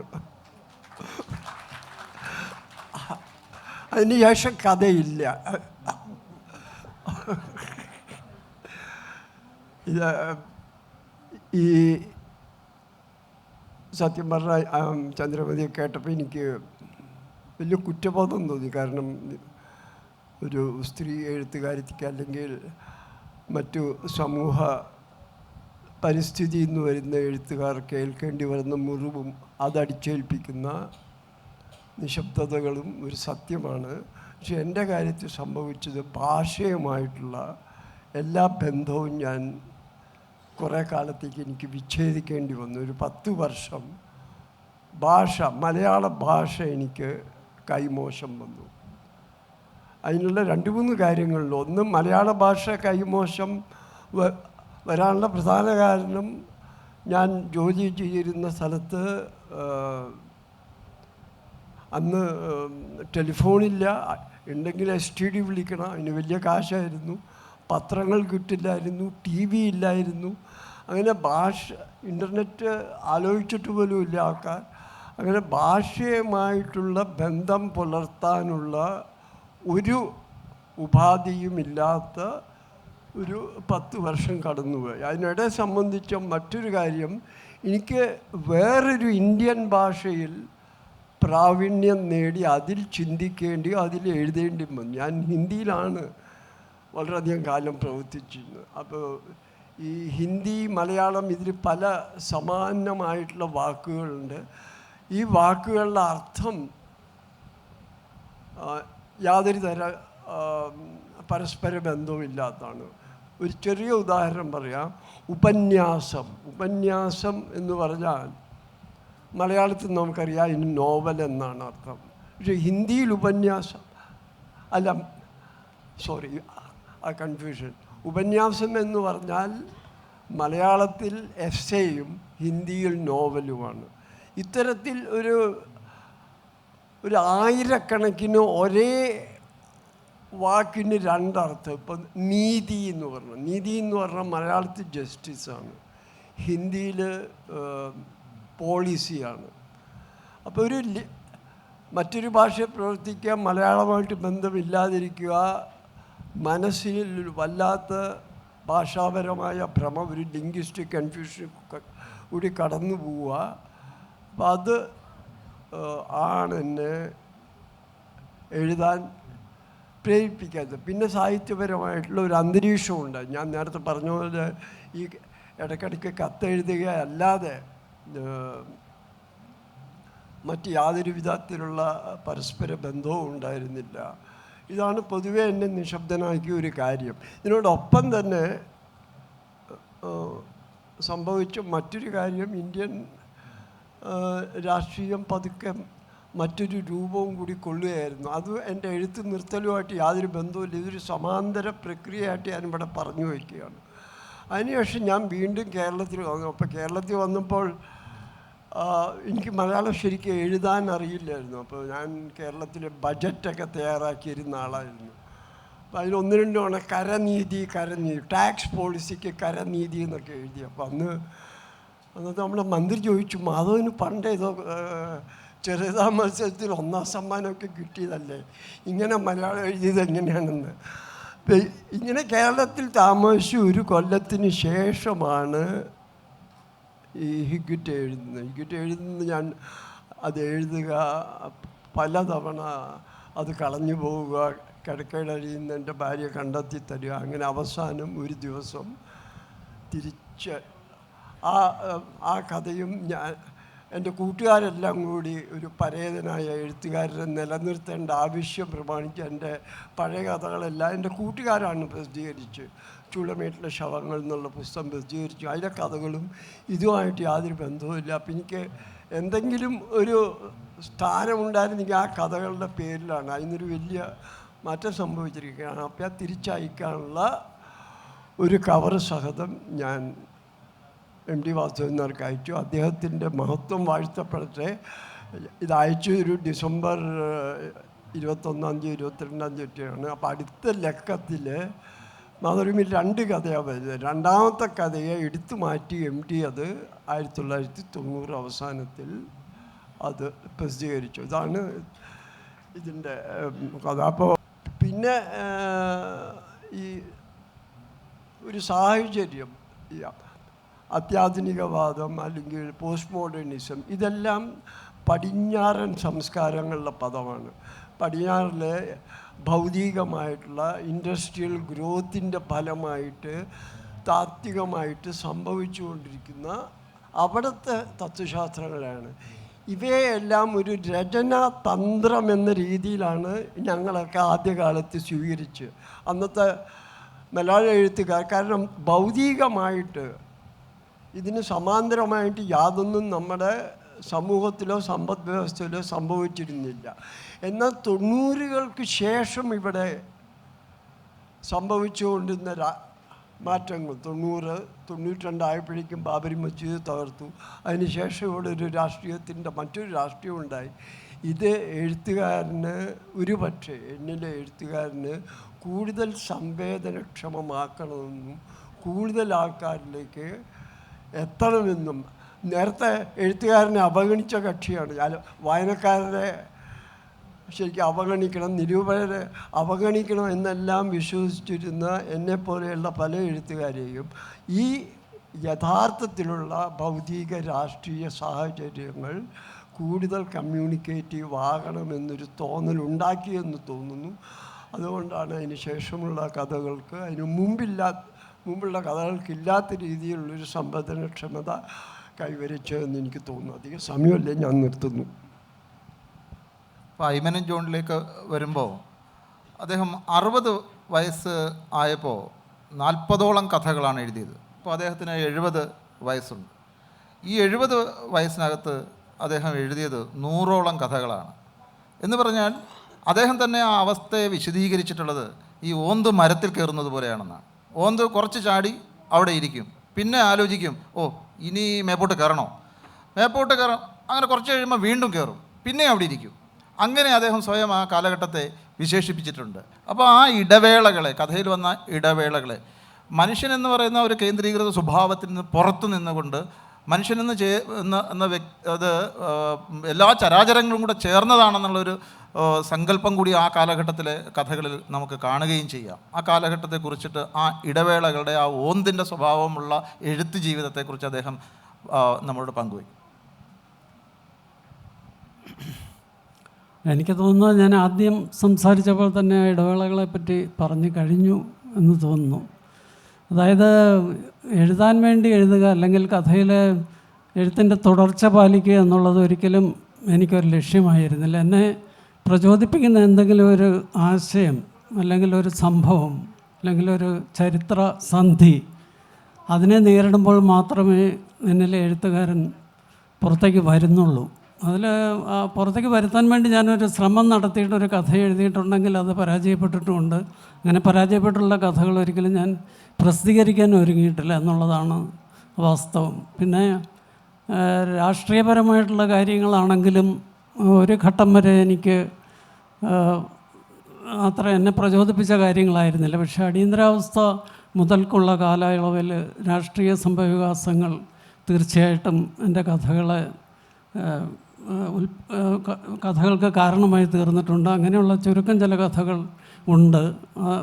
ഞാനതിൽ നിന്ന് പേരിപ്പോൾ എടുത്തു പറയാൻ ആഗ്രഹിക്കുന്നില്ല. പക്ഷേ എന്തായാലും ഒരു കാര്യം മാത്രം എടുത്തു പറയേണ്ടതുണ്ട് എനിക്ക് തോന്നുന്നു. ഇന്നത്തെ രാഷ്ട്രീയ കാലാവസ്ഥയിൽ അത്ഭുതങ്ങൾക്ക് വേണ്ടി കാത്തിരിക്കുക എന്നുള്ളത് മാത്രമാണ് എനിക്ക് ആത്മാർത്ഥമായിട്ട് ചെയ്യാൻ കഴിയുന്നത്. അല്ലാതെ ഒരു പ്രത്യാശയും ഉണർത്താത്ത ഒരു കാലയളവിൽ രാഷ്ട്രീയത്തെ മറക്കുക, അല്ലെങ്കിൽ രാഷ്ട്രീയത്തെ അവഗണിക്കുക എന്നുള്ള ഒരു സ്ഥിതിവിശേഷത്തിലേക്കാണ് മാനസികമായിട്ട് ഞാൻ നീങ്ങിക്കൊണ്ടിരിക്കുന്നത്. എൻ്റെ അഭിപ്രായത്തിൽ ഇപ്പോൾ രാഷ്ട്രീയത്തെക്കാൾ പ്രധാനമായിട്ടുള്ളത് നമ്മുടെ ഭൂമിയുടെ ഭാവി തന്നെയാണ്.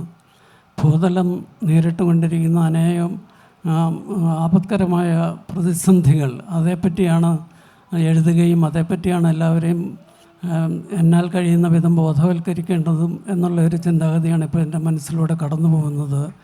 അത് പ്രത്യേകിച്ച് എടുത്തു പറഞ്ഞു കഴിഞ്ഞാൽ ഈ അടുത്ത കാലത്ത് അമിതാഭ് ഘോഷ് പറഞ്ഞിട്ടുള്ള ഒരു വസ്തുത എൻ്റെ മനസ്സിലേക്ക് ഇപ്പോൾ കടന്നു വരികയാണ്. അദ്ദേഹം പറഞ്ഞിട്ടുള്ളത് most significant issue of our time എന്നാണ് അദ്ദേഹം പറഞ്ഞിരിക്കുന്നത്. ഈ ആഗോളതാപനവും അതേപോലുള്ള ഭൂമിയുടെ ഇന്നത്തെ അവസ്ഥാന്തരങ്ങളും നമുക്കറിയാം.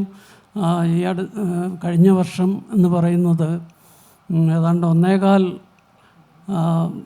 ലക്ഷം വർഷങ്ങൾക്കിടയിൽ ഏറ്റവും ചൂട് കൂടിയ വർഷമായിരുന്നു 2023 നമ്മളീ കടന്നു പോകുന്ന വർഷം. ഇപ്പോൾ 2024 ഇപ്പോൾ 2003 കടത്തിവെട്ടാൻ വേണ്ടി മത്സരിച്ചു കൊണ്ടിരിക്കുകയാണെന്നുള്ളത് ഓരോ ദിവസവും നമ്മൾ അനുഭവിക്കുന്ന ഒരു വസ്തുതയാണ്. അപ്പോൾ ഇന്നത്തെ ഒരു മാനസിക അന്തരീക്ഷം, ഇന്നത്തെ ഒരു മാനസിക അവസ്ഥയിൽ എൻ്റെ മനസ്സ് നമ്മുടെ രാഷ്ട്രീയപരമായിട്ടുള്ള സാമുദായികപരമായിട്ടുള്ള കാര്യങ്ങളിൽ ഒന്നുമല്ല വ്യാപരിക്കാൻ ഇഷ്ടപ്പെടുന്നത്. നമ്മുടെ ഭൂമിയുടെ ഭാവിയെപ്പറ്റി ആലോചിക്കുവാനും അതിന് ഭൂമി നേരിടുന്ന അടിസ്ഥാനപരമായിട്ടുള്ള പ്രശ്നങ്ങൾക്കും വെല്ലുവിളികൾക്കും നേരെ ഏത് രീതിയിലാണ് എൻ്റെ കഥാമനസ്സിനെ ഉണർത്തിയെടുക്കാൻ പറ്റുന്നതെന്നും അതിനെതിരെയുള്ള ഒരു പ്രതിരോധത്തിൽ എങ്ങനെയാണ് പങ്കാളിയാകാൻ കഴിയുക എന്നുള്ളതുമുള്ള ഒരു ചിന്തയാണ് ഇപ്പോൾ എൻ്റെ മനസ്സിനെ മഥിച്ചുകൊണ്ടിരിക്കുന്നത് എന്ന് മാത്രം ഞാൻ പറയാൻ ആഗ്രഹിക്കുന്നു. ഈ സെഷൻ ഇനി അവസാനിക്കാൻ 10 മിനിറ്റ് മാത്രമേ ഉള്ളൂ എന്നുള്ള നിർദ്ദേശം എനിക്ക് കിട്ടിയിട്ടുണ്ട്. എങ്കിലും ചന്ദ്രമതി ടീച്ചറിനോട് ഒരു ചോദ്യം കൂടെ ചോദിച്ചിട്ട് ആസ്വാദകരുടെ ഇതിലേക്ക് വരാം. അതായത് ദേവിഗ്രാമം എന്ന കഥയിലൂടെയാണ് 18 വർഷത്തെ ഇടവേളയ്ക്ക് ശേഷം മലയാള കഥയിലേക്ക് ചന്ദ്രമതി എന്ന പേരിലേക്ക് ടീച്ചർ തിരിച്ചു വരുന്നത്. അപ്പോൾ ഈ കാലഘട്ടത്തിൽ തൻ്റെ ഗ്രാമത്തിലേക്ക് തിരിച്ചു പോകുക എന്നുള്ളതാണ് ആ കഥയിലൂടെ യഥാർത്ഥത്തിൽ ടീച്ചർ ചെയ്തത്. ഞാൻ വിശദീകരണം ആഗ്രഹിക്കുന്ന ഒരേ ഒരു കാര്യം, അയ്യപ്പ പണിക്കർ സാർ നൽകിയ ഒരു ഉപദേശം, അതായത് ശില്പപരമായ പരീക്ഷണങ്ങൾക്ക് വിധേയമാകുമ്പോഴും ജീവിതാവസ്ഥകളുടെ തെളിനീർ കഥയിൽ ഉണ്ടാകുമ്പോൾ മാത്രമേ അതിജീവിക്കുകയുള്ളൂ എന്ന് അയ്യപ്പ പണിക്കർ സാർ പറഞ്ഞതായി ടീച്ചർ എഴുതിയിട്ടുണ്ട്. ആ അനുഭവത്തെ, അല്ലെങ്കിൽ ആ ശില്പപരമായ പരീക്ഷണവും ജീവിതാവസ്ഥകളുടെ തെളിനീരും, ഇതിനെ ടീച്ചർ എങ്ങനെയാണ് സംശീകരിച്ചത്? അതിന് അയ്യപ്പ പണിക്കർ സാറിനോടാണ് ഞാൻ വളരെയേറെ കടപ്പെട്ടിരിക്കുന്നത്. കാരണം അദ്ദേഹം പറഞ്ഞത്, നിൻ്റെ ആദ്യകാല കഥകൾ ഒരുപക്ഷെ DC ബുക്സുകാർ ശ്രദ്ധിക്കാതെ പോയത്, 100 വർഷത്തിൽ ഉൾപ്പെടുത്താതെ പോയത് അവയ്ക്ക് ജീവിതവുമായിട്ട് ബന്ധമില്ലാത്തതുകൊണ്ടാണ്. കാരണം അവയ്ക്ക് കൂടുതൽ ആധുനികതയുമായിട്ടായിരുന്നു ബന്ധം. മറ്റുള്ളവരെഴുതുന്നതെല്ലാം ഞാൻ അതിൻ്റെ ആ സിദ്ധാന്തങ്ങളെല്ലാം എടുത്തിട്ട് ഞാൻ എൻ്റെ കഥകളിലേക്ക് കലർത്തുകയായിരുന്നു. അപ്പോൾ അതിന് പകരം പുള്ളിയുടെ അഭിപ്രായമായിരുന്നു, ഉപദേശമായിരുന്നു, നിൻ്റെ ഗ്രാമത്തിലേക്ക് തിരിച്ചു പോവുക. ഞാൻ ജനിച്ചതും വളർന്നതും വെള്ളായണി എന്ന ഗ്രാമത്തിലാണ്. അവിടെ ഒരു ദുർഗാക്ഷേത്രമുണ്ട്, ഭദ്രകാളി ക്ഷേത്രമുണ്ട്. 3 വർഷത്തിലൊരിക്കൽ വരുന്ന അവിടുത്തെ അനുഷ്ഠാനപരമായ ഒരു ഉത്സവമുണ്ട്. 41 ദിവസം നീണ്ടു നിൽക്കുന്ന ഉത്സവം. വിദേശത്തുള്ള വെള്ളായണിക്കാർ പോലും അപ്പോൾ ഗ്രാമത്തിലെത്തും. ഗ്രാമമാകെ ഒരു കുടുംബ പുനഃസംഗമത്തിൻ്റെ ഒരു ലഹരിയിലാകുന്ന സമയമാണ്. അപ്പോൾ അതിനെക്കുറിച്ചാണ് ഞാൻ എഴുതി തുടങ്ങിയത്. ദേവീഗ്രാമം എൻ്റെ വെള്ളായണി എന്ന ഗ്രാമമാണ്. അവിടെ വന്നപ്പോൾ എനിക്ക് മനസ്സിലായി, ഇപ്പോൾ ഞാൻ നിൽക്കുന്നത് അന്തരീക്ഷത്തിലല്ല, നിലത്താണ്. എൻ്റെ കാലുകൾ നിലത്തുറയ്ക്കുന്നുണ്ട്. കാരണം ഞാൻ എഴുതുന്നത് എനിക്കറിയുന്ന ഒരു ഗ്രാമത്തെക്കുറിച്ചാണ്, എനിക്കറിയുന്ന ഒരു ജീവിതത്തെക്കുറിച്ചാണ്. അങ്ങനെ വന്നപ്പോഴാണ് ആ ഒരു മാറ്റം എൻ്റെ കഥകളിലും വന്നത്. പിന്നെ അങ്ങനെ ദേവീഗ്രാമ കഥകളുടെ തുടർച്ചയായിട്ട് ഒരുപാട് കഥകൾ എഴുതി ഗ്രാമത്തിൻ്റെ ബാക്ക്ഗ്രൗണ്ടിൽ തന്നെ. പിന്നെ എനിക്ക് തോന്നി, ഇനി അവിടെ നിന്ന് എനിക്കൊരു ഗ്രാമത്തിൻ്റെ ഒരു എഴുത്തുകാരിയായി അറിയപ്പെടാൻ ആഗ്രഹമില്ലാത്തതുകൊണ്ടാണ് മാറി ചവിട്ടി ആധുനിക കാലഘട്ടത്തിലേക്ക് വന്നത്. പക്ഷേ എനിക്കറിയില്ല, ചന്ദ്രമതി എന്ന പേരിന് എന്തോ ഒരു ആശയുണ്ട്. ഈ പറഞ്ഞ പോലെ NS മാധവൻ പറഞ്ഞില്ലേ, അവസാനത്തെ കഥയായിട്ട് വന്നു എന്ന്. അത് ചന്ദ്രമതിക്ക് ശേഷം കഥയില്ല എന്ന് പറഞ്ഞ് എന്നെ നല്ലോണം കൊള്ളിച്ചു. എന്നാലും ഞാൻ പറയുകയാണ്, അത് ഒരു കണക്കിന് ഒരു നല്ല കാര്യമായി. കാരണം അതിൽ ഉണ്ടായിരുന്നില്ലെങ്കിലോ വീണ്ടും എനിക്കൊരു മനോവിഷമമായേനെ. അപ്പോൾ അതല്ലാത്തതാകാൻ പറ്റിയത് എനിക്ക് തോന്നുന്നു ഞാൻ ഈ നിലത്ത് കാലുറപ്പിച്ച് നിൽക്കാൻ പഠിച്ചതുകൊണ്ടാണെന്ന്. അപ്പോൾ അതിനെന്നെ സഹായിച്ചത് ആ ഒരു ഉപദേശമായിരുന്നു. അവിടെ പോയപ്പോൾ ഗ്രാമത്തിൽ ഞാൻ തിരിച്ചുപോയി അവിടെ താമസിച്ചൊന്നുമില്ല. ഇപ്പോൾ വയസ്സുകാലത്താണ് പോയി അവിടെ താമസിക്കുന്നത്. അന്ന് ഇങ്ങനെ മനസ്സുകൊണ്ട് തിരിച്ചു പോയപ്പോൾ അവിടുത്തെ അന്തരീക്ഷത്തിൽ തങ്ങി നിൽക്കുന്ന ആചാരങ്ങൾ, അനാചാരങ്ങൾ, അവിടുത്തെ ഈവൻ ഗോസിപ്പുകൾ പോലും, കൊച്ചു വർത്തമാനങ്ങൾ, നുണപറച്ചിലുകൾ, പരദൂഷണങ്ങൾ പോലും എന്നിലേക്ക് കടന്നു വന്നപ്പോൾ ഓരോന്നിലും ഓരോ കഥയുണ്ട് എന്നെനിക്ക് തോന്നി. ഇതൊക്കെ വിട്ടിട്ടാണല്ലോ ഞാൻ ഈ അന്യോത്കരണത്തിൻ്റെയും അസ്തിത്വ ദുഃഖത്തിൻ്റെയും ഒക്കെ പുറകെ പോയത് എന്നും തോന്നിപ്പോയി. അപ്പോൾ അതിന് ശേഷമാണ് ആ കഥകൾക്കൊരു മാറ്റം വന്നത്. സാറ് പറഞ്ഞത്, നീ എന്ത് ശില്പപരമായ പരീക്ഷണങ്ങൾ വേണോ നടത്തിക്കൊള്ളൂ, പക്ഷേ വേര് ഭൂമിയിലില്ലെങ്കിൽ, മനുഷ്യൻ്റെ വികാരങ്ങളെ അത് ഉണർത്തുന്നില്ലെങ്കിൽ ആ കഥയ്ക്ക് നിലനിൽപ്പില്ല. ബുദ്ധിപരമായ കഥകൾക്കൊക്കെ വളരെ പാടുപെട്ട് മാത്രമേ സർവൈവ് ചെയ്യാൻ പറ്റുകയുള്ളൂ എന്ന് പറഞ്ഞു. ഇത് സാറ് പറയുമ്പോൾ ഒരു വലിയ വൈരുദ്ധ്യമായിട്ട് തോന്നും. കാരണം പുള്ളിയുടെ കവിതകളെല്ലാം ബുദ്ധിപരമായിട്ടുള്ളതാണ് മിക്കതും. വളരെ വികാരപരമായിട്ടുള്ളത് വളരെ കുറച്ചേ ഉള്ളൂ. പക്ഷേ പുള്ളിയാണ് അങ്ങനെ ഒരു ഉപദേശം എനിക്ക് തന്നത്. അപ്പോൾ അതാണ് ഞാൻ അനുസരിച്ചത്. അതിൻ്റെ ഗുണം എനിക്ക് കിട്ടുകയും ചെയ്തു. പക്ഷേ അവിടെ അങ്ങനെ നിൽക്കാൻ പറ്റാത്തതുകൊണ്ട് ഞാൻ മാറിപ്പോയി എന്നുള്ളത് വേറെ കാര്യം. പക്ഷെ എന്നാലും എനിക്കറിയാം, അതാണ് എനിക്കൊരു ഫുട്ടിങ് തന്നത്. ആ ഫുട്ടിങ്ങിൽ നിന്നിട്ടാണ് എനിക്ക് നിങ്ങൾ എല്ലാവരും എന്നെ അറിയില്ലെങ്കിലും കുറച്ച് പേരെങ്കിലും അറിയുന്ന ഒരാളായിട്ട് എന്നെ മാറ്റിയത്. അപ്പോൾ അതിനെനിക്ക് വളരെ നന്ദിയുണ്ട്. പിന്നെ കഥകൾ എഴുതാതെ വിട്ട ആ കാലം അന്നൊരു തരം ഊർജ്ജ സംഭരണമായിരുന്നു എന്നെനിക്ക് പിന്നീട് മനസ്സിലായി. ചന്ദ്രമതി ആയിക്കഴിഞ്ഞപ്പോൾ അന്ന് എഴുതാതെ വിട്ട കഥകളെല്ലാം കൂടെയാണ് ഡാം തുറന്നു വിടുന്നത് പോലെ കുത്തൊഴുക്കായിട്ട് എന്നിലേക്ക് വന്നതും ചന്ദ്രമതി 2 കൈ കൊണ്ട് എഴുതാൻ തുടങ്ങിയതും. പിന്നെ കുറച്ച് കഴിഞ്ഞപ്പോൾ ആ ഒരു കുത്തൊഴുക്ക് നിലച്ചു. ഇപ്പോൾ തോന്നിയാൽ മാത്രമേ എഴുതാറുമുള്ളൂ. അപ്പം ഇങ്ങനെ കഥയുടെ ബാക്ക്ഗ്രൗണ്ട്, മാറുന്ന കഥ, മാറുന്ന എഴുത്തുകാർ, മാറുന്ന വായനക്കാർ, ഇതൊക്കെ നമ്മെ ഒരുപാട് സ്വാധീനിക്കും. ജെയിംസ് ജോയ്സ് പറഞ്ഞിട്ടുണ്ട്, നമ്മളെ എഴുത്ത് മടുപ്പിക്കുമ്പോൾ അല്ലെങ്കിൽ ജീവിതം നമ്മെ എഴുതാൻ സമ്മതിക്കാതിരിക്കുമ്പോൾ നമുക്ക് 3 കാര്യങ്ങളെ ചെയ്യാനുള്ളൂ. ഒന്ന്, എക്സൈൽ, നാട് വിടുക. എനിക്കിപ്പോൾ കേരളം വിട്ട് പോകാനൊന്നും പറ്റിയില്ല, അതുകൊണ്ട് അത് ഞാൻ ചെയ്തില്ല. അടുത്തത് സൈലൻസ്. അതാണ് ഞാൻ 18 വർഷം മിണ്ടാതിരുന്നത്, സൈലൻസ്. മൂന്നാമത്തേത് കണ്ണിങ്, കൗശലം. ആ കൗശലമാണ് ഞാൻ ചന്ദ്രമതിയിലൂടെ തിരിച്ചു വന്നത്. അതിൻ്റെ ഒരു കാര്യം കൂടെ പറഞ്ഞു നിർത്താം, ഒരേ ഒരു കാര്യം കൂടി.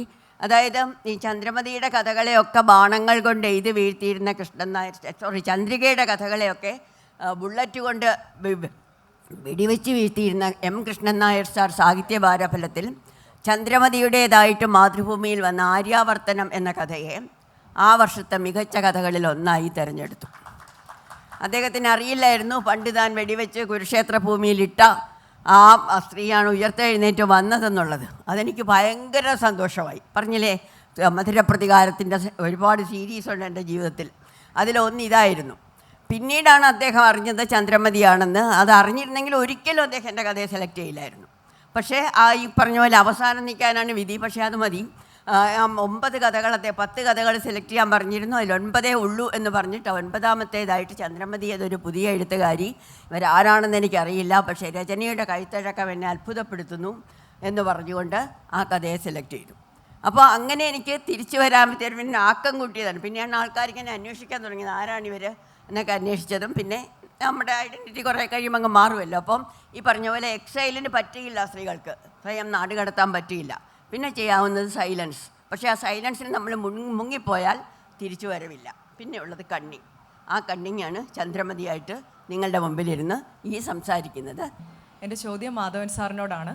ഹിഗ്യുറ്റയെ ടെക്സ്റ്റ് ബുക്കിൽ കണ്ട് ആണ് NS മാധവൻ എന്ന പേരിലേക്ക് ആദ്യം എത്തുന്നത്. ഹൈസ്കൂൾ പഠനകാലത്ത് മലയാളം ടെക്സ്റ്റ് ബുക്കിൽ ഉണ്ടായിരുന്ന ഒരു സ്റ്റോറി ആയിരുന്നു ഞങ്ങൾക്ക്. വളരെ അടുത്ത കാലത്താണ് ലണ്ടൻ ബത്തേരിയിലെ ജെസീക്കയെ പരിചയപ്പെട്ടത്.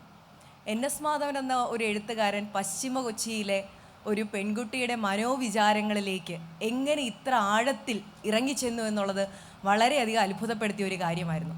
പശ്ചിമ കൊച്ചിയിലെ ജീവിതം കുറച്ചെങ്കിലും ഒക്കെ അടുത്ത് നിന്ന് കണ്ടിട്ടുള്ള ഒരാളാണ്, ഒരു ആലപ്പുഴക്കാരിയാണ്. ജെസീക്കയുടെ മനോവിചാരങ്ങളിലേക്ക് ഇത്ര ആഴത്തിൽ ഒരു ക്രിസ്ത്യൻ ബാക്ക്ഗ്രൗണ്ടിൽ വരുന്ന ഒരു സ്റ്റോറിയിലേക്ക് കേരളത്തിൻ്റെ 50കളിലെ ചരിത്രം മുഴുവനും ഒളിപ്പിച്ചു വെക്കാനും താങ്കൾക്ക് സാധിച്ചു. എങ്ങനെ ജെസീക്കയിലേക്ക് എത്തി, അതിൻ്റെ റെഫറൻസുകൾ താങ്കൾക്ക് എങ്ങനെയാണ് സാധ്യമായത് എന്നറിഞ്ഞാൽ വളരെയധികം ആഗ്രഹമുണ്ട്. Thank you. വളരെ ചുരുക്കി പറയുക, ദീർഘമായൊരു കാര്യമാണ്. ഒന്ന്, ഞാൻ വളർന്നത് എറണാകുളത്താണ്. അപ്പോൾ ഈ ധാരാളം കൊച്ചിക്കാരുമായിട്ട് പരിചയമുണ്ടായിരുന്നു. രണ്ടാമത്, എനിക്ക് തോന്നുന്നു കേരളത്തിൽ സംഭവിച്ചിട്ടുള്ള ഏറ്റവും വലിയ സാമൂഹിക വിപ്ലവങ്ങളിലൊന്നും ഇതൊരു പുസ്തകത്തിലും കാണാത്തതാണ്. കേരളത്തിൽ നടന്ന മതപരിവർത്തനങ്ങളാണ്. ഇപ്പോൾ എറണാകുളം, കൊച്ചി തുടങ്ങിയ സ്ഥലത്തെ ഏറ്റവും ദരിദ്ര കുടുംബങ്ങളെ സെൻറ്റ് ഫ്രാൻസിസോ അല്ലെങ്കിൽ മറ്റ് ക്രിസ്തീയ പുരോഹിതന്മാർ ക്രിസ്തുമതത്തിലേക്ക് കൊള്ളുന്നതോടുകൂടി ഏതാണ്ട് 10-30 ലക്ഷം ആളുകളുടെ ജീവിതം ഇപ്പോൾ അവരുടെ 8ാമത്തെ 9ാമത്തെ തലമുറയാണ്. ഒരാളുകളുടെ ജീവിതം മാറി. ഈ ഒരു വലിയ സാമൂഹ്യ മാറ്റത്തെ ഞാൻ എന്നും കേരള ചരിത്രത്തിൽ അടയാളപ്പെടുത്തേണ്ട ഒരു അധ്യായമായിട്ട് കാണുന്നു. അതിൽ ഞാൻ എന്നും ആകൃഷ്ടനായിരുന്നു. അത് കൂടുതലും മൂന്നാമത്തെ കാര്യം, ഈ കഥ എഴുതാൻ ഞാൻ ശരിക്കും ബുദ്ധിമുട്ടി. കാരണം അതിലെ ഭാഷ കൊച്ചി ഭാഷയാണ്. കൊച്ചി ഭാഷയോട് കൊച്ചിക്കാർക്ക് അന്നത്തെ കാലത്ത് വലിയ അപകർഷാബോധമായിരുന്നു. റോസി തോമസിൻ്റെ ആത്മകഥയെ പറയുന്നുണ്ട്. റോസി തോമസ് എന്ന് പറഞ്ഞാൽ MP പോളിൻ്റെ മകള്, CJ തോമസിൻ്റെ ഭാര്യ. അപ്പോൾ MP പോളിനെ അമ്മയുടെ കല്യാണം ആലോചിച്ചപ്പോൾ അമ്മയുടെ വീട്ടുകാർ പറഞ്ഞു, ഈ നിങ്ങ പറയണ നാട്ടിലേക്ക് പെണ്ണ് കൊടുക്കില്ല എന്ന്. അത്തരത്തിലുള്ള ഒരു അപകർഷബോധമായിരുന്നു. പക്ഷെ എനിക്ക് 50കളിലെ ഭാഷ അതുകൊണ്ട് നഷ്ടപ്പെട്ടു. ഞാൻ ഫോർട്ട് കൊച്ചിയിൽ അല്ലെങ്കിൽ പശ്ചിമ കൊച്ചിയിൽ വീടെടുത്ത് ഏതാണ്ട് 6 മാസം താമസിച്ചു. വൃദ്ധന്മാരായ ആൾക്കാർ മാത്രമേ ആ ഭാഷ സംസാരിച്ചിരുന്നു. ഇന്ന് സ്ഥിതി മുഴുവൻ മാറി. ഈ സിനിമാ ലോകം ഈ സ്ഥിതിയെ കംപ്ലീറ്റ് മാറ്റി. ഇപ്പോൾ കമ്മട്ടിപ്പാടം തുടങ്ങിയുള്ള ഇപ്പോൾ കൊച്ചി ഭാഷ ഇതാണ്, എന്താ കൂളാണ്. അപ്പോൾ അന്ന് അതല്ലായിരുന്നു. അപ്പോൾ അതിനുവേണ്ടി ഞാൻ ശരിക്ക് ബുദ്ധിമുട്ടി. ഇതാണ് സംക്ഷിപ്ത രൂപത്തിൽ, ദീർഘമായിട്ട് പറയേണ്ട കാര്യമാണ്. പക്ഷേ ചോദ്യം ശ്രീ അയ്മനം ജോണിനോടാണ്. താങ്കളുടെ കഥകളിൽ ഏറ്റവും നല്ല നരേഷൻ എന്ന് തോന്നിയിട്ടുള്ളതാണ് കടിക്കുന്ന അമ്മായിയും കൊച്ചുമകൾ ആൻസി എന്ന് പറഞ്ഞ് ഒരു 10 വർഷം മുമ്പ് ഭാഷാഭൂഷണി വന്നൊരു കഥ. അപ്പോൾ അതൊരു കൃത്യമായ ഒരു അടയാളപ്പെടുത്തലായിരുന്നു അന്നത്തെ ഈ ചെറുപ്പക്കാരെ കൃത്യമായിട്ട് അടയാളപ്പെടുത്തിയൊരു കഥയാണ്. ഈ ആൻസി എന്ന് പറയുന്നത്, ആൻസി എവിടെ നിന്നാണ് കിട്ടിയത്? അങ്ങനെ ഒരു ക്യാരക്ടർ യഥാർത്ഥത്തിലുള്ളതാണോ? ആൻസി അങ്ങനെ കണ്ടെത്തി. രണ്ടാമത്തെ അതിനോട് ചേർന്നുള്ളൊരു ചോദ്യം, ഈ ആൻസിയിൽ നിന്നും ഇന്നത്തെ ചെറുപ്പക്കാർ അല്ലെങ്കിൽ ഇന്നത്തെ ആ പ്രായത്തിലുള്ള ആളുകൾ എത്രമാത്രം വളർന്നു, ആൻസി എത്രമാത്രം വളർന്നു കഴിഞ്ഞ 15 വർഷത്തിനിടെ? വളരുമോ തളരുമോ? അല്ലെങ്കിൽ ആൻസിക്ക് എന്ത് മാറ്റമാണ് സമൂഹത്തിലുണ്ടായത്? ആൻസി ഇപ്പോൾ വിദേശത്ത് എവിടെയെങ്കിലും സുഖമായിട്ട് ജീവിക്കുന്നുണ്ടായിരിക്കും എന്നാണ് എൻ്റെ തോന്നൽ. ഇനി കടിക്കുന്ന അമ്മച്ചിയെ പറ്റി പറയാനുള്ളത്, അത് യഥാർത്ഥത്തിൽ എൻ്റെ അമ്മയുടെ അനുജത്തിയാണ്. ആ ഒരു സ്വഭാവ സവിശേഷത ഉണ്ടായിരുന്ന ആൾ. പുള്ളിക്കാരി ഏറ്റവും ഇഷ്ടമുള്ള ആളുകളെ കണ്ടു കഴിഞ്ഞാൽ കയ്യെ പിടിച്ച് കടിക്കുമായിരുന്നു. അപ്പോൾ ഞങ്ങളുടെ കുട്ടിക്കാലത്തെ ഒരു വളരെ എന്താ പറയുക, വളരെ ഗൃഹാതുരതയുള്ളൊരു ഓർമ്മയാണ് ആ അമ്മച്ചിയുടെ കടിച്ചിൽ. അപ്പോൾ ഈ അമ്മയുടെ അനിയത്തിയുടെ ഈ കടി പിൽക്കാലത്ത് വർഷങ്ങൾക്ക് ശേഷം ഞാൻ ഈ കഥ എഴുതുന്ന സമയത്ത് ഞാൻ ഭാവനയിൽ കാണുകയായിരുന്നു, ആ ഒരു കടിക്കുന്ന അമ്മച്ചിമാരുടെ തലമുറ കടന്നു പോയല്ലോ. അപ്പോൾ ഇന്നത്തെ തലമുറയിലുള്ള അതേ പ്രായത്തിലുള്ള പെൺകുട്ടികളുടെ അവരുടെ സ്നേഹപ്രകടനം അതിലൊരിടത്തും ഞാനിങ്ങനെ കണ്ടിട്ടില്ല. ഈ ഒരു വേറൊരാളുടെ കൈ പിടിച്ച് കടിക്കുകയോ അങ്ങനെ അത്രമാത്രം തീവ്രമായിട്ടുള്ളൊരു സ്നേഹപ്രകടനം ഞാൻ കണ്ടിട്ടില്ല. അപ്പോൾ അങ്ങനെ ആ ഒരു തിരിച്ചറിവ് കൊണ്ട് ഈ ആൻസിയെ ഞാൻ സൃഷ്ടിച്ചെടുത്തതാണ്. ആൻസി ശരിക്കും പറഞ്ഞാൽ നേരിട്ടറിയുന്നൊരു കഥാപാത്രമല്ല. ഈ അമ്മച്ചിയുടെ പിന്തുടർച്ചക്കാരിയായിട്ട് വരുന്ന ഇന്നത്തെ മകൾ അങ്ങനെ കടിക്കുന്നുണ്ടെങ്കിൽ തന്നെ അത് സ്വന്തം കൈ തന്നെയായിരിക്കും പിടിച്ച് എടുത്ത് കടിക്കുന്നു എന്നുള്ളൊരു തോന്നൽ എനിക്കത് പെട്ടെന്നൊരു മൊമെൻറ്റിൽ എനിക്കങ്ങനെ തോന്നി. അവർ ആൻസസ്ട്രി അങ്ങനെ ഉള്ളത് കൊണ്ട് ആ കടിക്കാനുള്ളൊരു ട്രൈറ്റ് കാണും. പക്ഷെ അത് വേറൊരാളുടെ കയ്യിലായിരിക്കില്ല കടിക്കുന്നത്, സ്വന്തം കയ്യിൽ തന്നെയായിരിക്കും. അതൊരു നമ്മുടെ സമൂഹത്തിൽ സംഭവിച്ചിട്ടുള്ളൊരു മാറ്റം തന്നെയായിട്ട് അതിനെ പ്രതിനിധീകരിക്കുന്ന ഒരു വിഷ്വലായിട്ട് തന്നെ എൻ്റെ മനസ്സിൽ കിടന്നു. അത് ഞാൻ പെട്ടെന്ന് ഒരുപക്ഷെ ഞാൻ ഏറ്റവും വേഗത്തിൽ എഴുതിത്തീർത്തിയൊരു കഥയായിരിക്കും അത്. കാരണം അതിനകത്ത് നന്നായിട്ട് ഈ അനുഭവസ്പർശമുള്ളത് കൊണ്ടും പിന്നെ അതൊരു പ്രതികാര ബുദ്ധിയോടെ എഴുതിയൊരു കഥയാണ്. പുതിയ തലമുറയുടെ ആ ഒരു സ്നേഹരാഹിത്യത്തെ ചിത്രീകരിക്കുക എന്നുള്ളൊരു ലക്ഷ്യം വെച്ചുകൊണ്ട് ലക്ഷ്യവേദിയായിട്ട് എഴുതിയൊരു കഥയാണ്. സാധാരണ മറ്റ് കഥകളുടെ ട്രീറ്റ്മെൻറ്റിനേക്കാളും ഒരുതരം മോട്ടിവേറ്റഡ് ആയിട്ടുള്ള ഒരു എഴുത്തായിരുന്നു. അതുകൊണ്ട് ശൈലീപരമായിട്ടും മറ്റ് കഥകളിൽ നിന്ന് വേറിട്ട് നിൽക്കുന്ന ഒരു സ്വഭാവം അതിന് എനിക്കുണ്ടെന്ന് തോന്നുന്നു. കാരണം അത് ഫ്ലുവൻ്റായിട്ട് ആ കഥ ഇങ്ങ് വരികയായിരുന്നു. അപ്പോൾ ഈ അവസാനത്തെ വിഷ്വൽ അതായിരിക്കണം ഇതിൻ്റെ ക്ലൈമാക്സ് എന്നുള്ളത് മുൻകൂട്ടി കണ്ടുകൊണ്ട് പിന്നെ എഴുത്തെന്ന് പറയുന്നത് വളരെ എളുപ്പമായിട്ട് എനിക്ക് സാധിച്ചു. അതിൻ്റെ വിഷ്വലിൻ്റെ ഈ കഥയുടെ അവസാനം അത് തന്നെയാണ്. ഈ ആൻസി നേഴ്സായിട്ട് വിദേശത്ത് പോകാനുള്ള ഒരു ഇൻ്റർവ്യൂ പങ്കെടുക്കാൻ വേണ്ടി ഡൽഹി വരുന്നു. ആ സമയത്താണ് എൻ്റെ വീട്ടിൽ താമസിക്കാനായിട്ട് എത്തുന്നത്. പിന്നെ ഇൻ്റർവ്യൂ ജയിക്കുന്ന സമയത്ത് ആൻസി അപ്പോൾ തലേദിവസം വരുന്ന ദിവസം മുതൽ ഇൻ്റർവ്യൂവിന് വേണ്ടിയിട്ട് തയ്യാറെടുക്കുന്ന തിരക്കുകളാണ്. അപ്പം എൻ്റെ മക്കൾ പ്രതീക്ഷിക്കുന്നുണ്ട് ഈ ആൻസി എന്ന് പറയുന്ന കടിക്കുന്ന അമ്മച്ചിയുടെ കൊച്ചുമകളായതുകൊണ്ട് ആ ഒരു കടി ഞങ്ങൾക്കും ഒരുപക്ഷെ കിട്ടുമായിരിക്കും. കാരണം ഒരു ദിവസം കൊണ്ട് അവരൊരു അടുപ്പം സ്ഥാപിക്കുന്നുണ്ട്. പക്ഷെ പോകാൻ നേരം പോലും ആൻസി അങ്ങനെ കടിക്കാൻ ഒരുമ്പെടുന്നില്ല എന്നുള്ളൊരു സന്നിഗ്ധാവസ്ഥ നിൽക്കുമ്പോൾ പെട്ടെന്നൊരു ഫോൺ കോൾ വരുന്നു. ആ ഫോൺ കോളിൽ ഈ റിക്രൂട്ട്മെൻറ്റിൽ നഴ്സിംഗ് റിക്രൂട്ട്മെൻറ്റിൽ ആൻസി തിരഞ്ഞെടുക്കപ്പെട്ടതായിട്ട് അറിയുന്നു. അപ്പോൾ ആ മൊമെൻറ്റിലെങ്കിലും ആൻസി ഈ കുട്ടികളെ പിടിച്ച് കടിക്കുമെന്ന് എനിക്കും ഒരു പ്രതീക്ഷ ഉണരുന്നുണ്ടെങ്കിലും അത് സംഭവിക്കുന്നില്ല. ആൻസി എനിക്ക് സെലക്ഷൻ കിട്ടി അങ്കിൾ എന്ന് പറഞ്ഞിട്ട് തുള്ളിച്ചാടി സന്തോഷപ്രകടനം നടത്തിയിട്ട് സ്വന്തം കൈ പിടിച്ച് ആഞ്ഞാഞ്ഞ് കടിക്കുകയാണ് ചെയ്തത്. അപ്പോൾ അവർ പാരമ്പര്യം നിലനിൽക്കുന്നു, പക്ഷേ അത് ഇങ്ങനെ മാറിപ്പോയി എന്നുള്ള ഒരു സന്ദേശമാണ് ആ കഥയിലൂടെ എനിക്ക് അവതരിപ്പിക്കാൻ കഴിഞ്ഞത്.